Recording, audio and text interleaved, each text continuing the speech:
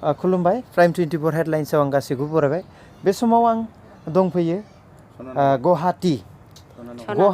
हालामनि बर' रायजोफोरा हाजोआव रायजो जानाय गुवाहाटी हालामनि गोबां न'खरफ्रा हाजो थिखिनायाव रुजु रुमु रायजो जानानै दं थारैनो बे रायजो जानाय सुबुंफोरनिफ्राय माखासे नोंथांमोननो बाथ्रा मिथिहोनि जों नुयो गोबां हाजो जायगायाव थानाय अरुणाचल अनगायै गुवाहाटीयावबो मोनसे गिदिर गिदिर हाजो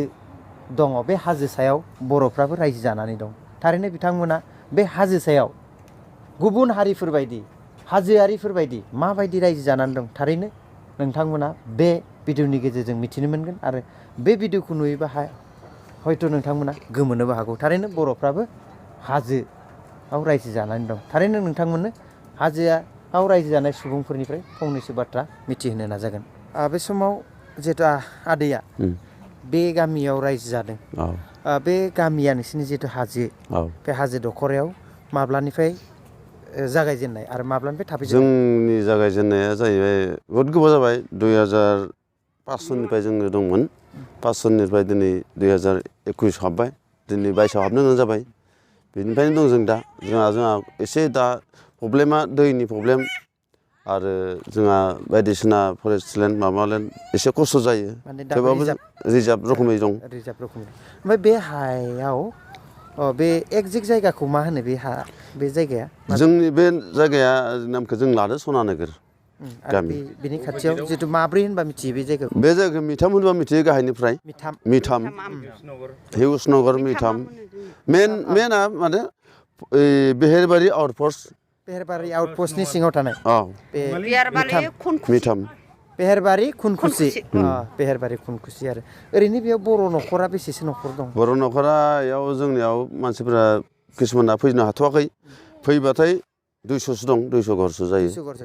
दा थाथारनाया बेसेसो दं थाथारनाया दा जोंनियाव 150 दं 150 घरा दं इयाव बे हाजो खिनियावनो आरो बे हाजोआवनो दं बे हाजो दरसेयावनो आरो बे हाजोआवनो नुदों जोंबो ओमफ्राय जिहेतु बेयाव फरेस्टफ्रा मालाबा उसुबिदाफोर उसुबिदा खालामो सम खिन्थु इदि खालामद्रायाखै दा दासिम उसुबिदा जायाखै उसुबिदा जाथ'वाखै जानाया जाथ'वाखै बेफोरबायदि ओरैनो बेयाव रायजोफ्रा नोंसोरो खौसे गामि ना खौसे गामि ना ज' रायजो जोङो जेरै जोंनि गामिफ्राव बर' रायजोफ्रा बोरै रायजो जायो बेबायदि रायजो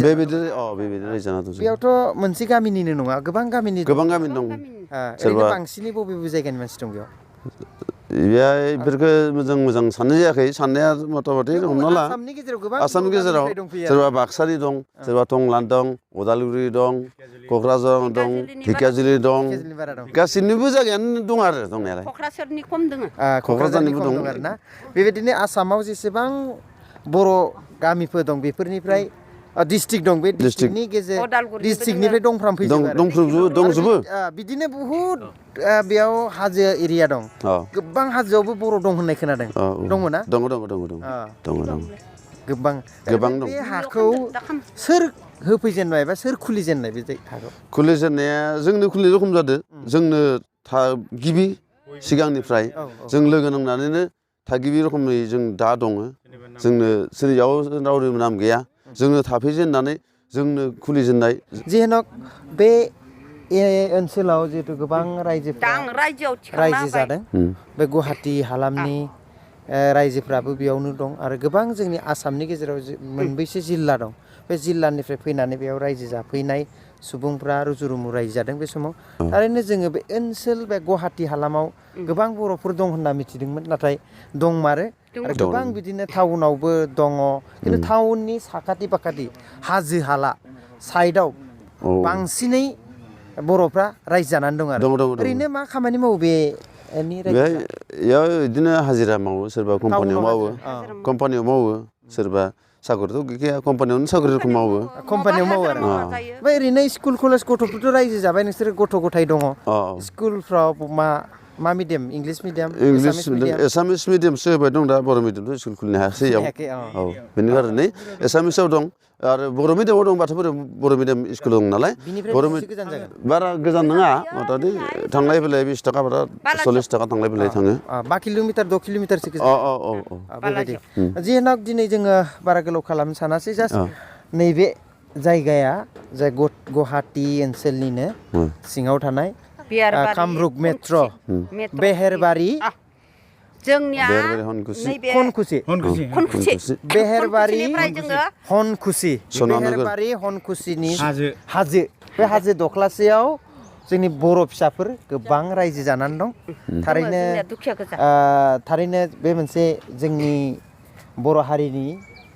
रायजो जानायनि मोनसे नुथाय मानोना बे हाजोआवबो जोङो माखासे बर' सुबुंफ्रा रायजो जानानै दं थारैनो बेखौनो नोंथांमोननो जोंनि चेनेलनि गेजेरजों फोरमायनायनि गुबै